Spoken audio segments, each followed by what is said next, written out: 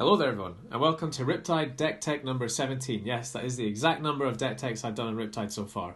And this one, I guarantee, is the most special out of the lot, for whatever reason. The release of Super Slam is upon us, and to make sure you don't go into the deathmatch arena unprepared, I've got this list to help you beat those guys up. So before we begin, don't forget to like and subscribe. I'll start off by quickly going through the equipment. I run Driftwood Quiver. This is just for an arsenal clear. There are a few cards in here that I don't ever really want in my arsenal, and so this is the safety valve, one time in a game. Most of the time though you won't use it. Fatal Spring Tunic, this is mostly a red line deck. You don't want to pay for too many things. In fact, because our bow doesn't cost anything, there's not really an incentive to run anything in the deck that costs anything anymore. Like you did with Death Dealer, you wanted to run yellows and blues so you could pitch for Death Dealer, load in a 1-cost arrow and fire. You don't want to do that anymore. These Riptide decks are mostly Cheerios lists these days. However, there is one thing that I like paying for with my Tunic, and that is the arrow that you see just popping up at the bottom of the screen there, Heatseeker. It's probably the best arrow in the deck, and so the one thing Tunic does is pay for Heatseeker. Long Draw Half Glove. Ranger is a deck of two halves. You have pumps and you have arrows. When you see no arrows, you're really sad, and when you see no pumps, you at least have Long Draw Half Glove to make you a bit happier. And the helmet we're using is New Horizons. This has just had a reprint, so super affordable now, really good reprint. We're trying to leverage two arsenal slots as much as possible. Both Riptide's Hero Ability and the Red Spine Manta, they work very well with New Horizon, and leveraging 6-card hands is how we like to win a lot of games, basically. It's our way of outvaluing the faster decks, and it's our way of setting up for big turns to get over the fatigue decks as well. And the last piece of equipment is Snapdragon Scalers. This just gives you go again when you need it. It lets you arsenal basically any arrow, and it opens up some really powerful lines with stuff like Endless Arrow. I will go through the main board now, and what you see first are red Bolton shots, red drill shots, and red Endless Arrows, although you can only have the reds. These are very standard for your aggro Riptide lists. I don't think they need explaining. They're very good value and very important for the deck. Next up there is Enlightened Strike. This card is just sort of like glue for the deck. It does a lot of nice things. You can do 5 draw card and then use your snappies if you really want to. You can just buff it for a 2-card 7, and it gives you the option of going wider when you need to into some of your slower matchups. So it's just a very versatile and powerful card. Next up is Falcon Wing. This is just 0 for 3 go again. It's very good when you ponder it and put it in your arsenal. It is 0 for 3, but we can make it a 0 for 4 on occasion, and ideally we make it 0 for 5. This is just a very flexible card, really good codex target if you want to go wide, and it helps you beat the fatigue decks as well. Then we've got Heatseeker. As I said at the start, this is probably the best arrow in the deck. It says when this hits you get to draw a card. Not only do you get to draw a card, but you get to put it face up in your arsenal for next turn, which means you have so much flexibility on how you use that card. So because I've got Tunic and 3 copies of Heatseeker and 3 copies of Codex of Frailty, that means 6 times per game I'm threatening to play like a 1-card 8. And because I only use Tunic for Heatseeker, it means that every time I see Codex, I can fire off the Heatseeker for insane value. I get the Ponder, I give them a Frailty, and I threaten 5 damage plus I get to draw a card. And if that hits, I get a card face up in Arsenal, and I get to Ponder at the end of the turn, and I play with a 6-card hand based that all came from 1 card. So super strong and unfair play. I'll quickly mention the main buffs as well. Lace of Bloodrot, 0 for 5, very standard. Premeditate, very standard. Seek and Destroy, very standard. Point the Tip, not very standard. However, I think this card is very important for Manta Riptide. It opens up some very strong plays with mostly Stone Rain, but it does also function with Falcon Wing to make it a 0 for 4, and it also functions with Drill Shot to give it piercing. I'll actually click on Point the Tip because I imagine a lot of you won't have read this card before.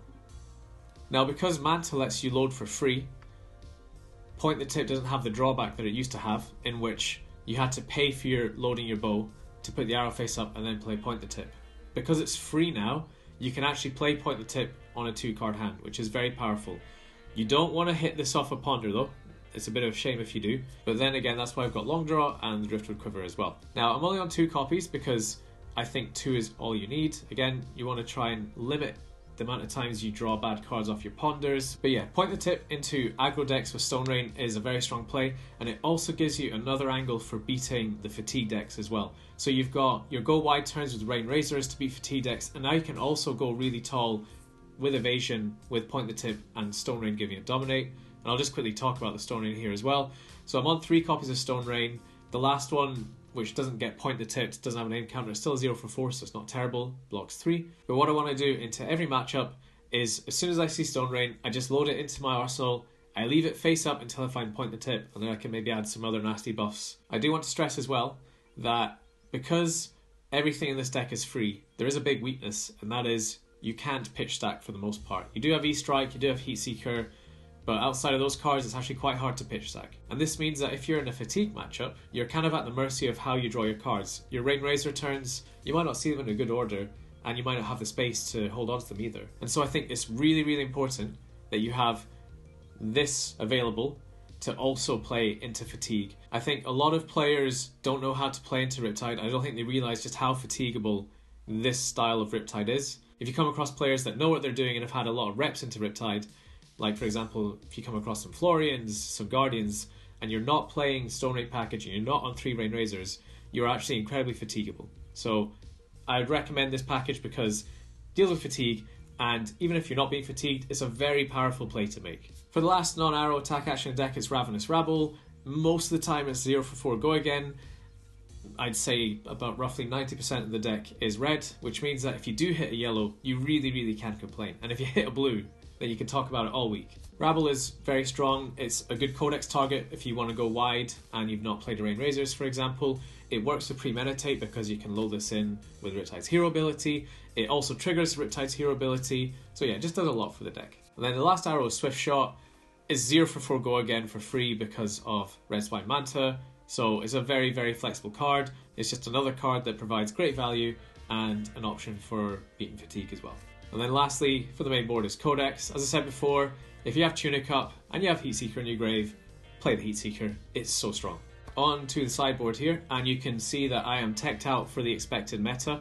Now, I'll go over the traps first. I'm playing 3 copies of Inertia Trap, 3 copies of Boulder Trap, 3 Tar Pit, and Buzzsaw and Collapsing.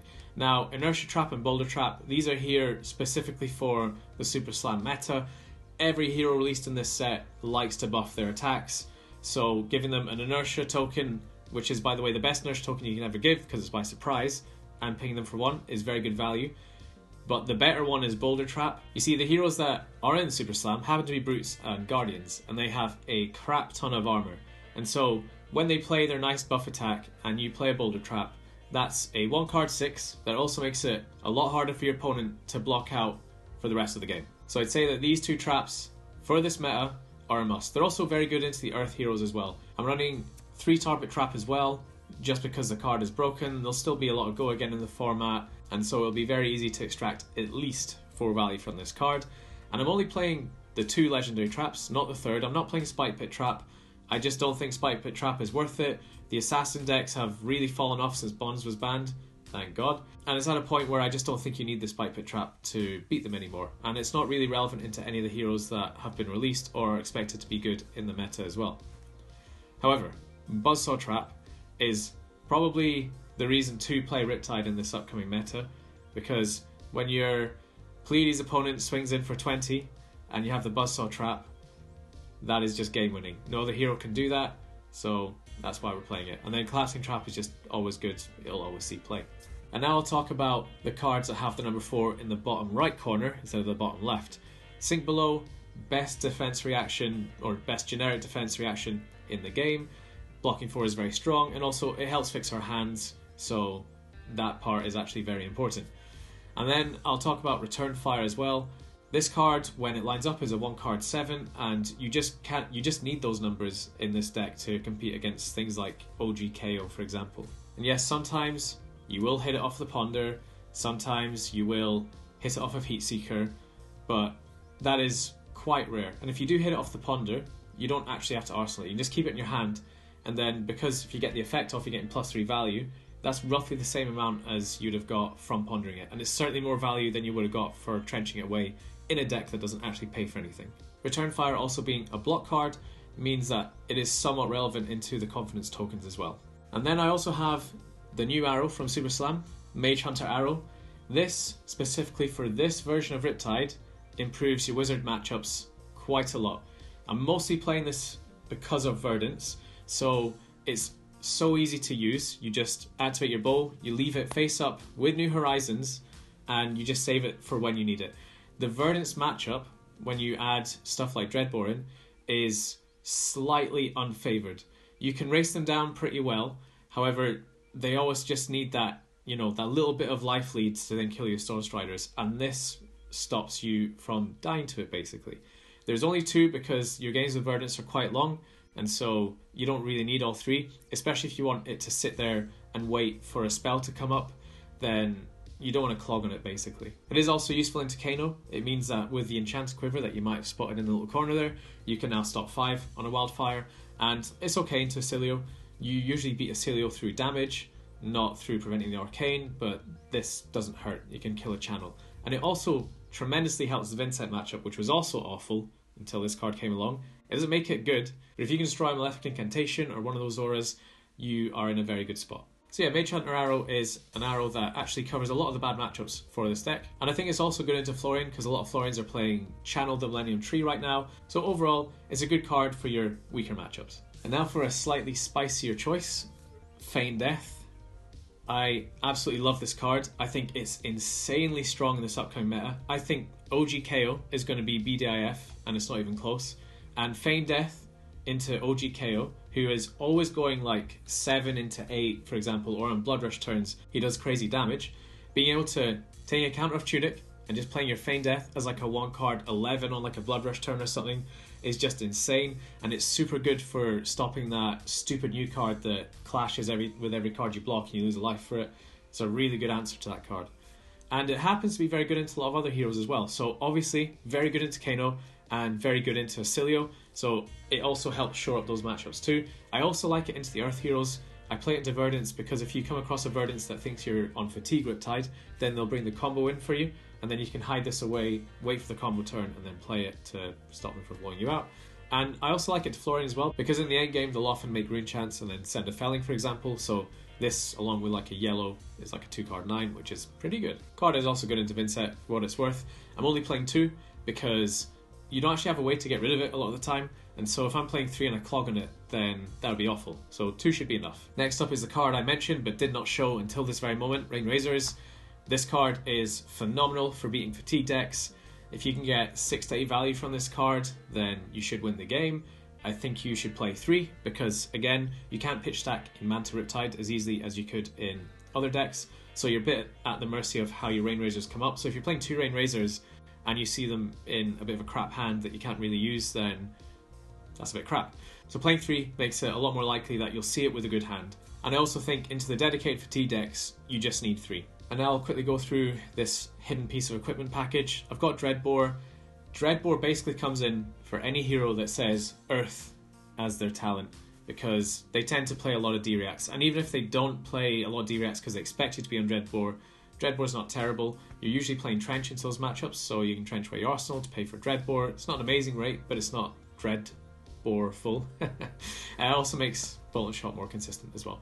So yeah, and if you know someone's on a fatigue deck, you just bring this in, and it just means you get more value out of all your cards. You maybe lose value on a turn-turn basis, but your overall deck threat density, whatever you call that goes up, and that's why it's here. But as well, because you're not pitching too much, it's mostly the passive effect that you're playing the bow for, so even if you don't like paying for it, you don't have to, because most of the time the deck functions without using the bow. Enchanted Quiver, because I'm on New Horizons and Mage Hunter Arrow, I can get the 2 value from this very, very easily, and it shores up the bad matchups for the deck. So I'm playing this into obviously all the wizards, and I'm playing it to all the Runeblades. It's quite good in Florian as well. This combos very well with Mage Hunter Arrow, because you can pop this when Mage Hunter Arrow is face up, and then you can pop the Mage Hunter Arrow and you cover 5 arcane damage, which is very strong. And then I'm also on Trench for the Arcane Barrier matchups. I don't play this into Acilio just because pitching for 1 doesn't really matter, but I play it into Verdance because she often sends Arcane, and so if I've got a trap in Arsenal and I want to trench it away, I can do that. And I also play it into Florian. Pitching for Rune Chance is not a good rate when most of your deck is red, but sometimes just having the trench stops them from taking guaranteed kill lines by stacking up big amounts of Rune Chance, for example. And now for something a bit different, I'm going to talk about a few cards down here that I haven't included in the list, but I think are worth mentioning. And I'm not talking about the tokens, I'm talking about the maybe pile. So Sharpshooters, if you want to play a mobilizing shot on the right, which I think is a good card, then you can run sharpshooters in this list instead of long draw, especially if you're on the Driftwood Quiver. You don't really need 2 arsenal clears in a game, it's not necessary. And if you're on 3 Stone Rain as well, and only 2 point the tip, then sharpshooters is just a nice way to dominate very quickly if you need it, or also, again, give a mobilizing shot that encounter. It's a card that I messed around with, tested quite a lot, and it was actually quite good. I just settled for long draw in the end for the consistency, but in shorter matchups where you just want good bursts of power, then sharpshooters and immobilizing shot are both very good. You'll see drop the anchor in the sideboard here. Drop the anchor is a very good buff. It didn't quite make the cut. If Gravy proves to be still a very difficult matchup and very popular, then it could easily go back in. And then the last card I want to talk about is Dry Powder Shot. It seems like a no-brainer. It's a 1-card 5 with Red Supply Manta. I would not fault you if you wanted to play it. It's also insanely good with stuff like Return Fire. However, it's not good as a ponder, and it's not good when you Heat Seeker it, and it's not good when you play Dreadbore either. And so because space in this list was quite tight, I just felt like Dry Powder Shot didn't quite make the cut. But it's definitely a card you can play, so don't shoot me because I didn't play it, alright? I'm saying it's good, I'm saying it's good. And there you have it. That's the entirety of the Red Spy Manta Riptide deck tech for the Super Slam meta, deck tech number 17. With cards that counter buffing attacks, a deck that can deal well with fatigue, and a deck that does very, very well into aggro because of how well it blocks, I think Riptide is actually very well situated to play successfully into the meta. I think you do have to worry about the Verdance matchup still. Florian is actually pretty fine, to be honest. If you can get good at beating Verdances, then I think you'll do very, very well in this upcoming meta. So yeah, hopefully you take the deck for a spin and you enjoy it. And if you have any questions, queries, suggestions, let me know. And have a good day.